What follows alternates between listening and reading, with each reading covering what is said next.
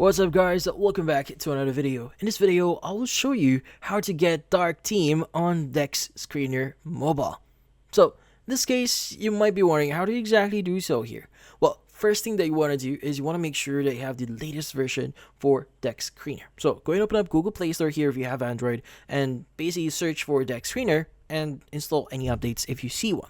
Now, if you do see update here, go ahead and click on it, wait for it, and in this case, once you see open, it's good to go. Let's go ahead and click on open. Now, in here, go ahead and log in into your account here, but once in your account or in your dashboard, let's go ahead and click on the 3-bar icon that you see at the bottom right of your screen. Let's go ahead and click on it. Now, in here, we have 3 options at the very top, so that's our theme. Now, the thing with theme here, this is quite dynamic, so you could choose either the static options here, which is the light and dark. So if you choose, or by default, if your phone is using the white theme here, it will choose the light theme. But if you want to get a darker theme, just click on dark. So it will make things a lot darker here and hopefully save some battery or save the screen on your phone.